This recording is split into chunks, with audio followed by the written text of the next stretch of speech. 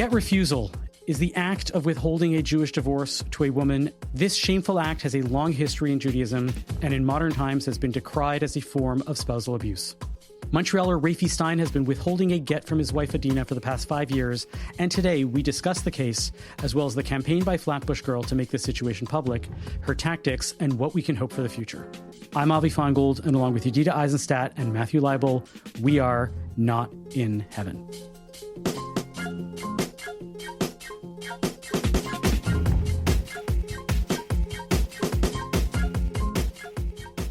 I was thinking about you, Avi, because the Habs, we kind of touched on the Habs. The Habs are out, man, and you're it's a little sad. Over. It kind of fizzled at the end there real fast. It was, look, I don't think that they played poorly, but I think that they were seriously overmatched. I had to console myself by going to see the only other Canadian sports that I had available to me. And on Sunday, I went to see the Winnipeg Goldeyes play the Chicago Dogs. I love that. Well, just for the listeners, like the Goldeyes have a long-standing history in Winnipeg. They've been a team since the mid-'90s and like in independent baseball. Like they're not affiliated with a major league team, but for a very, very long time, they drew very, very well. They have a very nice stadium that they built right for the Pan Am Games in the late 90s. I've been to hundreds of Goldeyes games. Absolutely love the Goldeyes. My daughter's highlight of the game was that it was unlimited popcorn and soda for $3.50 days. There you go. And I love minor league baseball. When I went to get a margarita, the guy at the serving, this is Chicago, right? And the bartender, like at this concession stand, was clearly very French. So I started talking to him in French. And then like every drink thereafter was basically free. Drink and with he me. Just started throwing free drinks at me. Drink with me at this children's baseball game with free popcorn. Anyway, my wife always says this, that especially out in a summer, baseball is the best because you don't really have to be fully paying attention and there's a whole atmosphere and you get swept up. And if you're like me and you love the game, you sit like in a different section from your family and actually watch it. And the thing about minor league games is that like you can sit in 4 sections through the course of the game. You can just keep moving around. Great. And they've made it so entertaining in between the innings, and you can just walk around and there's something at this corner and there's something in that corner.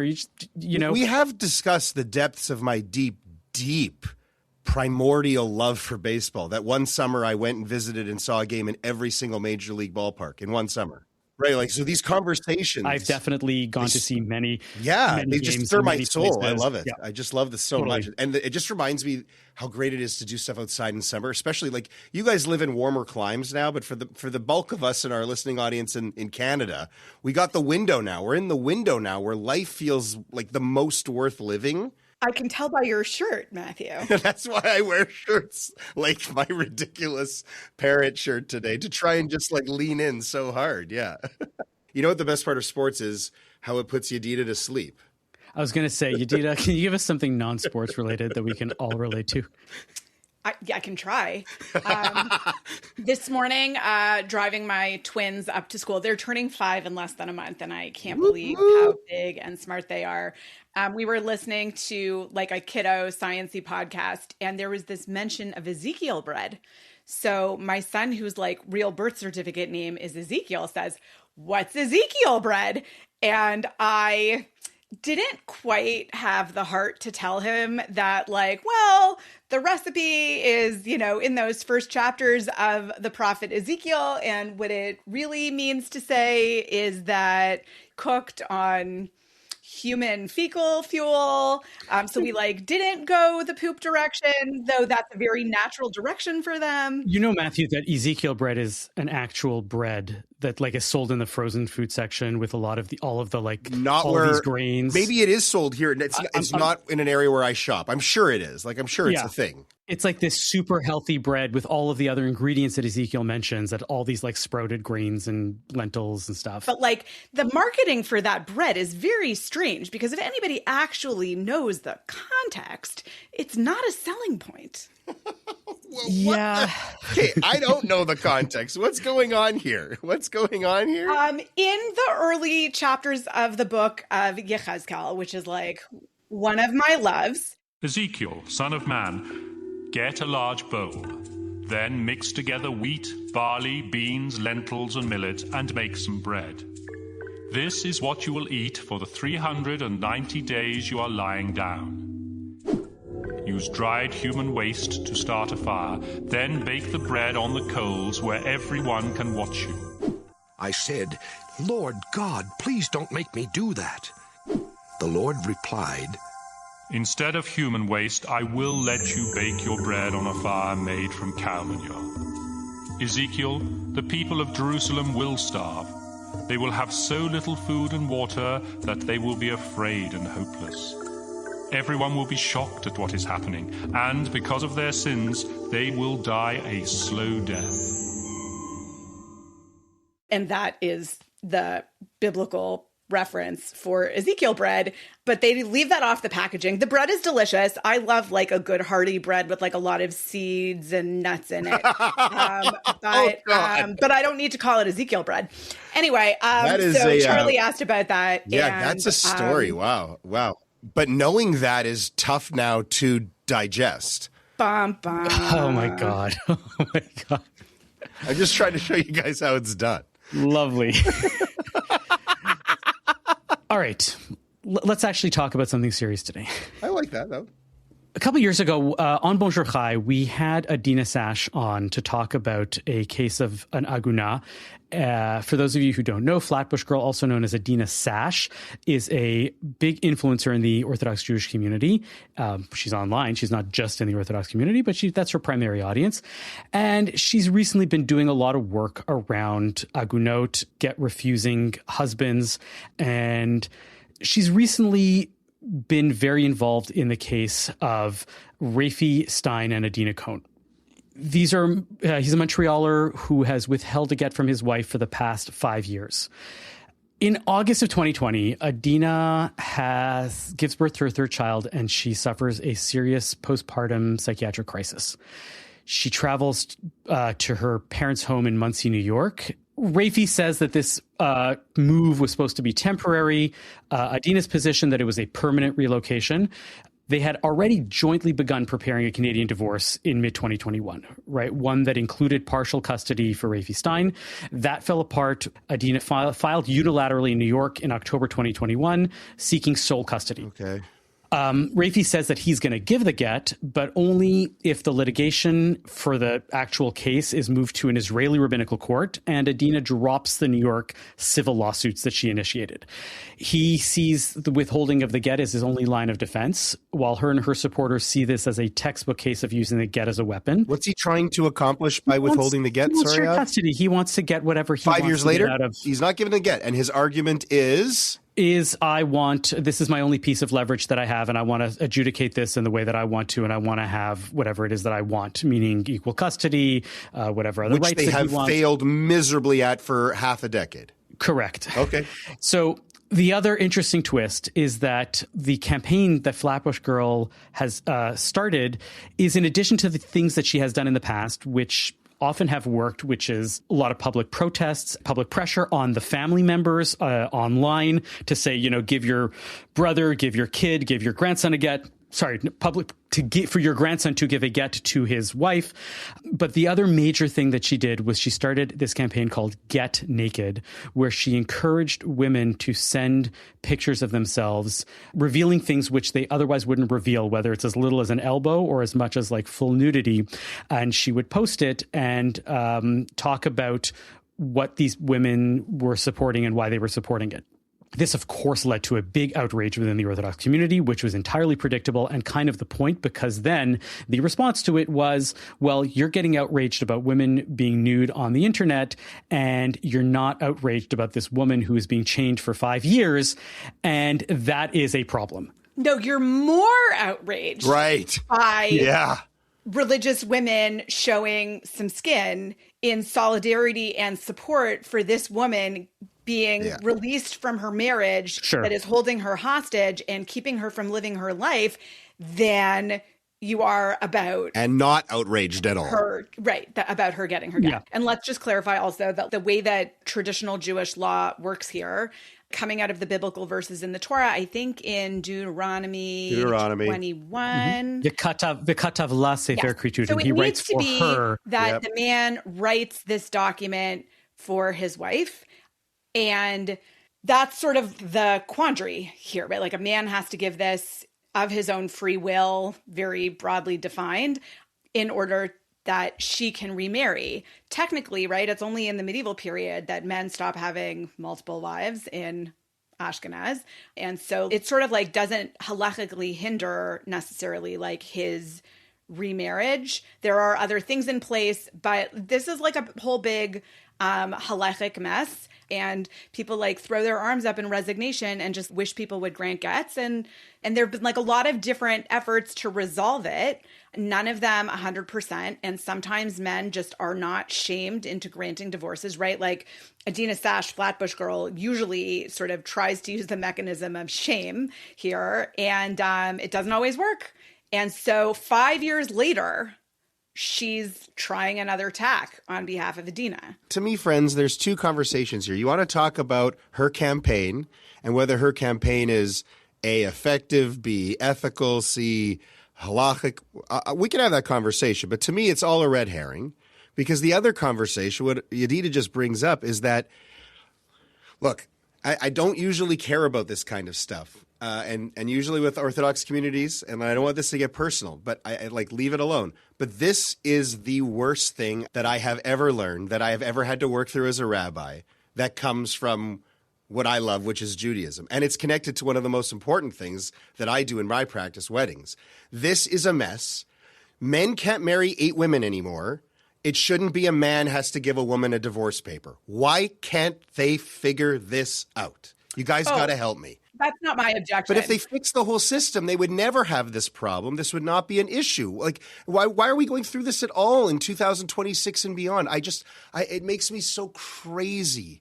When a couple comes to you that they're going to get married, would like to get married, would like you to marry them, do you ask if either of them has been married before? Oh, I've delivered again. I delivered again 2 weeks ago. But you always ask. You always make sure I've helped people. I do it all the time. I always act with this stuff in accordance with the highest level of conservative law, which is still based completely on Orthodox law. I've delivered multiple gittin. I've got a guy who writes gets. I know where he lives. We connect. It's not just an Orthodox problem. That's what I'm saying, and it informs what we do too. No, but that's where it starts, and I need the cue to come from there. So that's not where it starts. It doesn't start with capital O Orthodoxy. It starts with the Torah. Right, and in a literal interpretation of that, because a Reform community had it figured out a long time ago. Let's flesh that out. So in Orthodoxy, the husband has to initiate and deliver the get, and there's all kinds of laws around its writing, but one tends to make sure that they get their paperwork in order when they are being uber responsible about it. Right, in conservative Judaism, as Matthew pointed out, also the woman has to have a get if she's been married in order to be remarried. Right. It is my understanding that Reform Jews rely on state divorce, civil divorce to fulfill this function, like the civil city state, however it is that you get divorced. There's no mechanism within the Reform community for a get or a delivery or any of that stuff. That is acceptable. Yeah. But you run into these complicated situations if a couple was married and divorced as Reform Jews and the woman wants to get remarried in an Orthodox context, she needs to go back to her former husband and say, I would like an Orthodox divorce. And that can be a complicating factor. Right. There are lots and lots of cases where people don't even know that a get is a thing, that it even exists. Yeah, exactly. I agree. Want to get remarried, and then 25 years after their divorce, they need to go back and get a get. So those are like variations on a theme. There are quite a lot of different efforts that have been made over time to address the inequality of this situation, that the husband has to grant it to the wife. Matthew, you referred a minute ago to the Lieberman clause, which is a clause that's entered in conservative ketubot that says, it's in the early 50s. The language is pretty heavy, but the idea is that if they were getting divorced, or if they'd already gotten divorced in the civil situation, civil courts, and they were having trouble getting the get, one could summon the other. Either could summon the other. That's the 1953 language of this Lieberman clause in the conservative. And the whole point of it, and it ends the line, so that they can both go on living their lives in accordance with the Torah and Jewish law, so that they can get out of this. So the problem here is, And my wife, guys, is a family law lawyer. Like, divorce is what she does. Like, I hear about these people get so wrapped up in destroying each other. It's all consuming. It's the ugliest part of human life, I kid you not, other than probably just like vicious murder and terrorism. But the soul crushing that like divorce does to families and to children. And then these people all now have these opinions on these people's family. Just end it. We just need to end it for them because they clearly can't do it on their own. We need to help them get away from each other and save their children. And we need to do it as fast as possible. We are taking 5 years. I guess I sort of knew on the periphery that this isn't a new phenomenon, but over the past week I started looking and I realized that no, historically, this has always happened. Yeah. And there are many halachic discussions which has about always this. happened. Husbands withholding a get for custody or other reasons.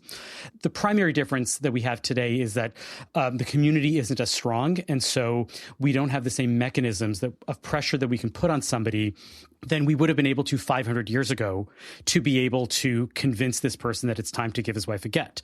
Nowadays, we are a much more diffuse community, and whatever you believe, you will always find a community that will welcome you. So what I'm trying to say is that I feel like there was a small window of time when we could have solved this halachically, where we had people on whose shoulders we rely and we say, great, we're going to take care of this. We're going to come up with a halachic way forward. But it didn't happen then. And I'm sad to say that I'm not sure that we're in a place where the preponderance of Orthodox deciders are going to make any systemic change, precisely because they see it now as a feminist cause, and we are not going to be, cowed by these women in order to change our halacha. The halacha is the halacha, and I'm sorry that that's what it is. And it sucks to say that.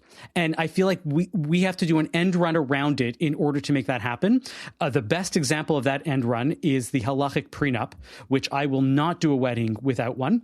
I tell every couple, this is a document that basically says that if you choose to get divorced, you're going to adjudicate this in a Jewish court of law for the get before you deal with anything else, and that's taken care of. And if people are like, well, we don't want to think about divorce now, we're getting married. And I'm like, it doesn't matter. You're doing it for everybody else, right? So that if it becomes a normal thing for everybody to be doing, then it's not an issue, and then everybody does it, and then we're very, very close to having solved this entire issue. If everyone did that, but Avi, that is the workaround. Like if you can't get the guys together to decide, then you have to make every guy at least agree they're not signing it without this. Yeah. Feminist cause BS, nonsense. How shameful. This is so embarrassing.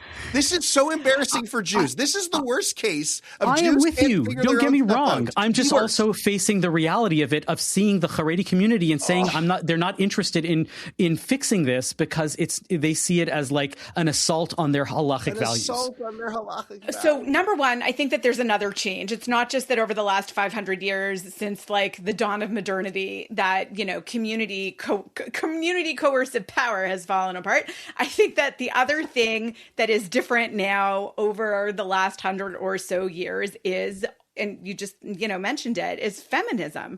Like if we're talking about power dynamics and changes over time, like one of the things that I think is so threatening about this campaign of like women bearing skin in solidarity with this woman who has not been released from her marriage, she's being held hostage to a dead marriage, is women have a different kind of power now than they did 100 years ago.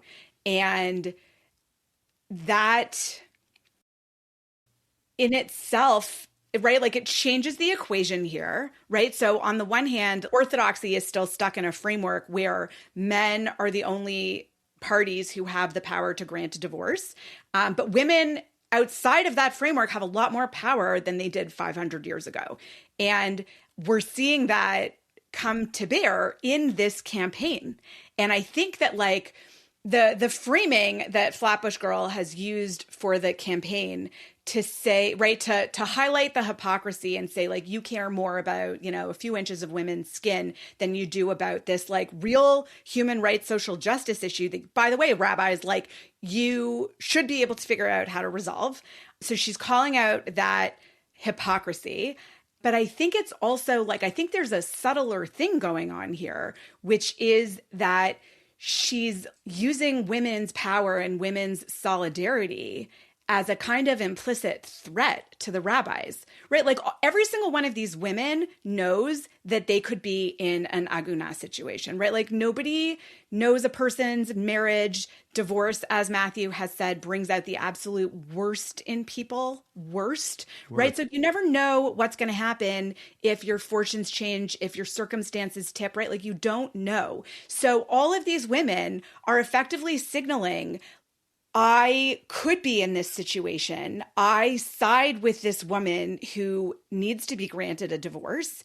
And those rabbis who do have power over me and my circumstances should know that there are more than a few of us who are willing to ignore their instruction or thwart their power. We're just doing that subtly now. But like, this is the beginning. Now is your opportunity to figure this out. And all of those voices saying like, no, it's not Orthodox. Like, this is not how halacha works. Like, so first of all, like, you know, men are using this as leverage. Women are allowed to have leverage and power too. And also like orthodoxy has changed, right? Like history has changed this. Feminism has changed the dynamics here. And the courts need to come along. I was actually thinking about this, and I realized that the leverage that the women have in this situation happens at the beginning of the wedding, like I said, like with the ketubah and the halachic prenup, et cetera, et cetera. And women should be exercising that power at the beginning of their marriage. And, you know, we talk about, and especially in the Orthodox community, they talk about all relationships, the power is all held by the boys. They're all boys. They're not really men, but they're young adults, whatever it is we're talking about. And that they're the ones that control everything. And they're the ones that get to choose between all these, these young single women. Women should go and say, I'm sorry, I'm not going to get married to anybody unless you sign the halachic prenup, or unless, it's even stronger, or until like Adeena's gets her get. Basically saying, you want to get married to me, you have to show that you're not a schmuck. That's what I was. Are there engaged couples who get to the point of engagement and signing a halachic prenup, and then the man is like, I'm not signing this? There have been. Because I have my choice of like 10 women lined up at the door? Well, so No, but I tell people early on about the halachic prenup. And postnup. You can still sign it after you're married, folks.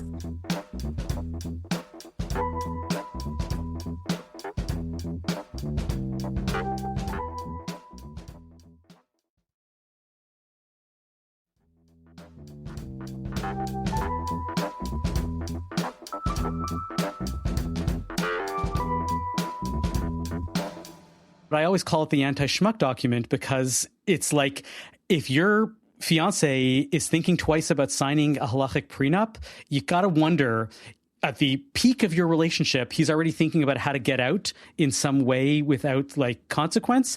You should start rethinking what the kind of relationship you have with this guy is. The halachic prenup essentially turns the get into a formality. Yes, technically the husband is required to, has to be the one to initiate the get, but he has pre-initiated, so to speak, before the wedding to say, yes, as soon as we engage in civil divorce proceedings, I am going to agree that we are going to go and take care of this at a Beit Din first. I do want to give voice to the other side for whatever reason. I'm not trying to give credence to the men's rights movement. Men feel like they are at a huge disadvantage when it comes to divorce, and that everything is stacked against them. There is definitely a public perception that is the case. There is definitely a public perception amongst people who are men's rights advocates that is the case. But if you talk to lawyers, you talk to family lawyers, that is not the case, right? There is so much that has happened in terms of equality over the past couple of decades in terms of how divorces are adjudicated. I don't know if you know anything about this by virtue of being married to one, Matthew, but I know way too much. Is that the case, that people think that it is stacked in one direction, but the reality is not the case? The law isn't like that. Like you mean this idea that like men are constantly getting screwed by the courts? Yeah. That's ridiculous. I get no sense of that at all. Like there's real law here. Like it's not like but person like that randomly the perception. deciding. You know but that the the question perception is- is that is the case. There's also a perception that you can get divorced in like 15 minutes, you know, like there's or that in you can like Vegas, have you a can. trial for murder in an hour on order. But like, I mean, like we have very weird Correct. senses of how the legal system actually plays out in real life because of what pop culture through TV and movies has done to us. Yes. The thing that I do want to think about and I want to say is that even in an equal case where the husband is rational, but he has some reason to think that he might lose rights that he might actually want. The get is a piece of leverage that the husband has. And is there a way in which we can think about what we're doing here and how to fix this situation while giving voice to that, as even just to steelman the argument, to say, great, you think you're going to get screwed out of whatever. This is the end run around that to make sure that you're not going to. We want to take care of that and then make sure that you still are going to give your wife a get. Does it ever work like that? What never seems to be like that. Every time I ever hear about a guy withholding a get, he sounds questionable on his absolute best day. Right. Like you hear Yes. stories about, I'll give the get not like if you that. give me $2 million. Yes. Yeah, it's right. not, So it's not like what you're proposing of. Like it's just like, does this happen? I think it's very obvious to us that extortion for money, right? Like withholding a get until you get $2 million wired into your bank account, that is definitely terrible. So I think that the question that Avi maybe is signaling at is like, okay, so if a woman, makes off with your children and wants a divorce and doesn't want to grant you any visitation rights, and, by all accounts, you're both two normal, sane parties and just the marriage has ended and mom wants to go live somewhere else, the dad, like what other leverage and recourse? And I'm not justifying that a get should be leverage and recourse. It shouldn't. But from the father's perspective, like how else does he get to see his kids? That's the question. I mean, do they live in Canada? Like, it doesn't work like that. Meaning that the courts would compel the wife to come back with the children, right? That the secular court can do has. that. The problem here is that, like, I know that it seems like there's other things going on, but within Canada, they have to get married under Canadian law too. Canada has, like, Canada's government regulates. So what you're this saying thing. is, You can't just hold on. Jewish community your way out of this. What you're saying is that one of the major solutions is that we have to, before divorce proceedings actually start, we have to give this couple an overview by a neutral third party to show how equal it actually is going to be. And don't think that either of you is going to be a major aggrieved party that is going to get screwed out of everything. I want you guys to know this is going to be fairly equal. Here's all of the cases that show that it is going to be fairly equal unless there is serious issues otherwise. And even then, it's rare that that's going to happen. And therefore, you should know that you're not going to come in here with prejudice. That's the first step, is what you're saying. There's law here. It's not like I think you're both being naive. No, so I'm trying to say is that though. if that's the case, we still have all of the crazy people who are holding out for $2 million, who think that regardless of whatever they're being told, they know that they're the screwed over party and in their minds, and that they have to hold on to the get.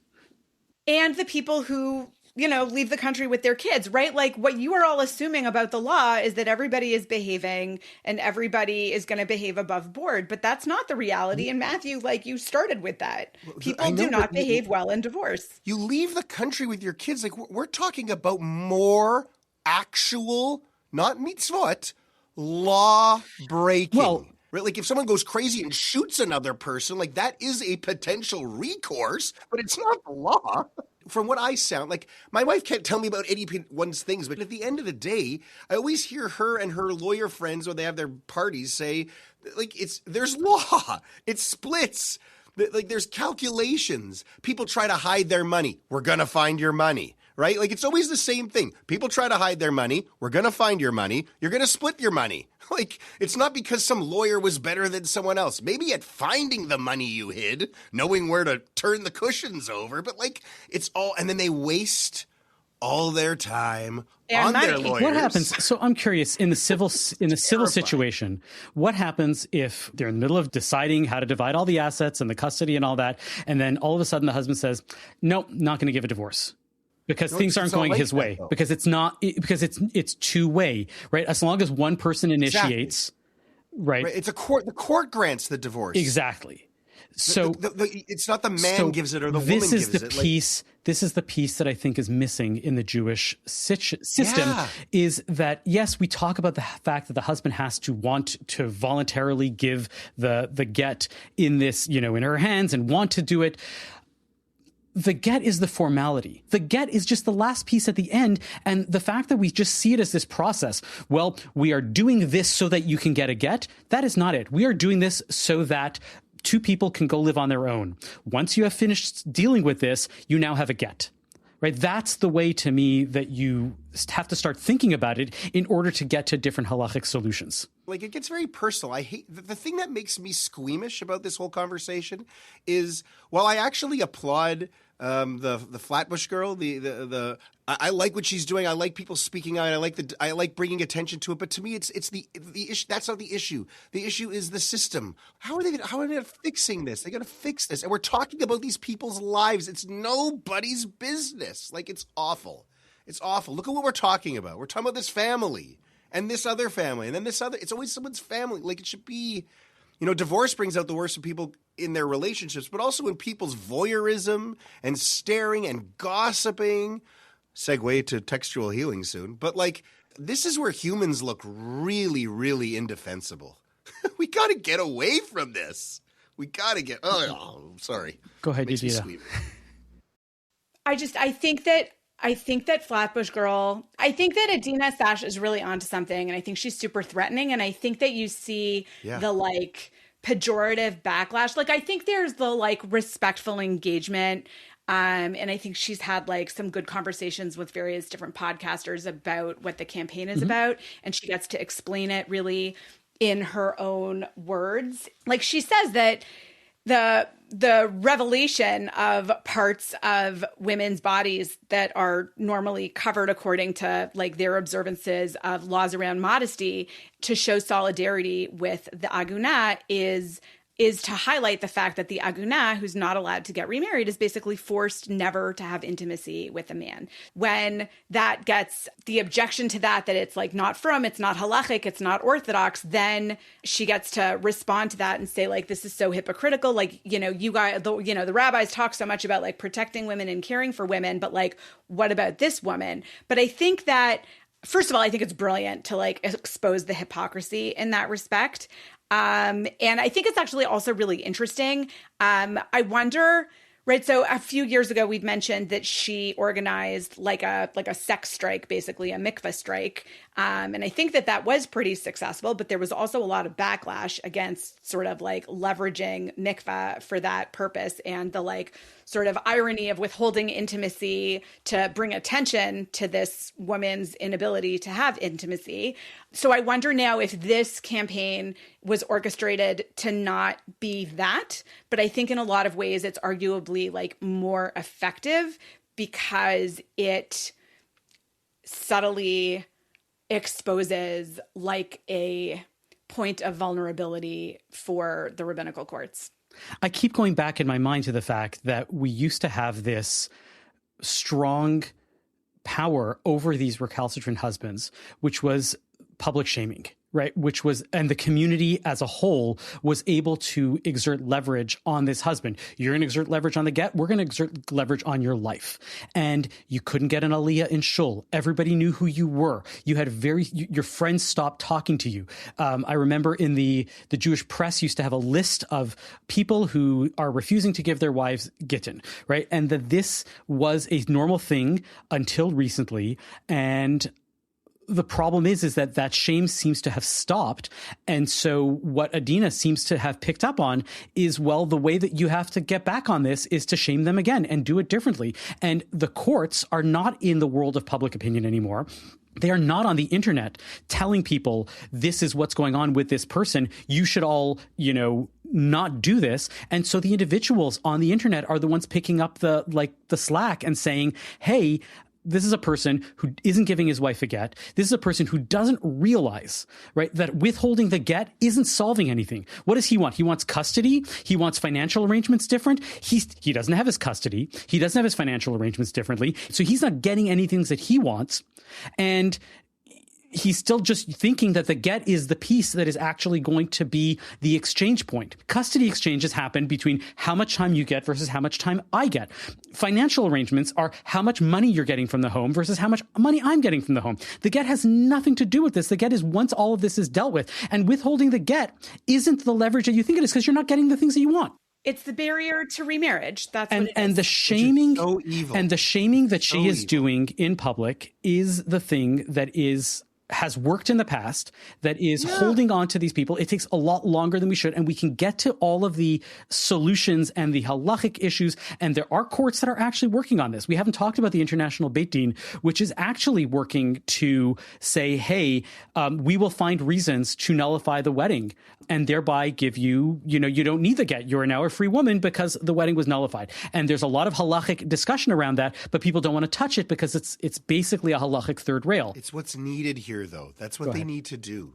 Right. So So that's getting into like a whole nother realm of this where like people are throwing around as pejorative terms like open orthodoxy and not orthodox, as if like that's like a shameful, terrible, like conservative, God forbid. Right. So like the International Beit Din is trying to use halachic frameworks to free these women from their marriages in ways that the conservative movement was doing decades ago. And that's why another reason why it's become a third rail here. But I think that what Adeena is onto here is and this sort of like gets to what Matthew was saying earlier, like she's not just shaming the man here, she is shaming this whole system. Yeah. Mm-hmm.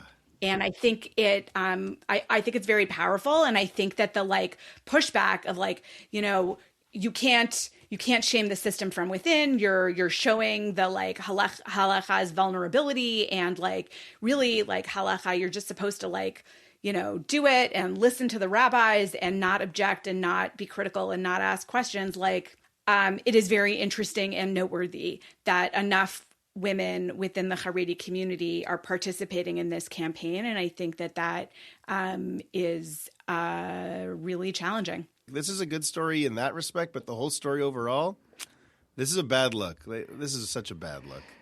All right. So bad. Let's move on to textual healing. Textual healing.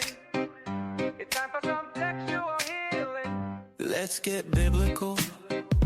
Tell me a parsha, and we'll make it physical.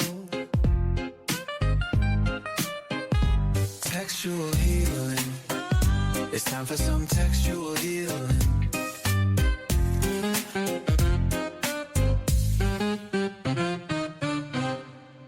Parashat Beha'alotcha.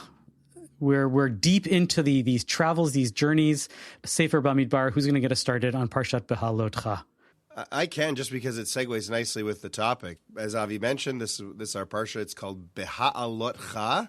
I'd say it's in the top 5 hardest for English speakers to say out loud, right? Like as far as parsha names. Yeah, a lot of apostrophes, a lot of chaz. No. Yeah, like Noach is like a little shorter. It's like a lot of syllables. Got a lot of different stories in it. But the story kind of at the very end, where Miriam and Aaron, the siblings of Moses, get called to the tent of meeting and slapped by God for talking trash behind Moses' back about his wife. Doesn't say in the Torah what she says. It says supposedly Miriam says it, Aaron listens, Miriam gets the real brunt of the punishment. I'll get in a second. Doesn't really say what she says. The rabbis have a lot of opinions. Mostly there's the idea here, what I want to talk about is that they talk about their relationship. How much they've been spending time together, stuff that's behind closed doors stuff. There's a lot of private life conversation that is speculated upon as the rabbis. Whatever it is, Miriam and Aaron get called to the tent. God says, "What are you doing?" Moses is unlike anybody. Don't talk this way. This is awful. And then Miriam, lo and behold, has tzara'at. They usually say leprosy, but we know it's not actual leprosy. Leprosy is like a medical condition, tzara'at. And her skin goes all scaly, white, gross. She got to isolate from the camp for a week like they do. And then she can come back. And then later in the Torah, way later, of all the things, God specifically reminds people, remember what Miriam did in the desert. This is a pretty serious story. And, of course, all the connections to Lashon Hara. So in light of the fact that we have been having to discuss in our show today, this family matter for this one particular family, and it's always a family matter. It feels like the irony here is that Jewish law and the fact that this isn't figured out is allowing all these people to have all these conversations that in some way are violating this very thing that Miriam did about Moses and his wife. Like, a little bit less gossip in our lives, a little more healing. That'd be mine for this week. Excellent. Yedida, what's your textual healing? Right at the beginning of Bamidbar chapter 9, right, we get our typical formula for starting, new instructions or stories that God spoke to Moses in the wilderness of Sinai on the first new moon of the second year following the exodus from the land of Egypt.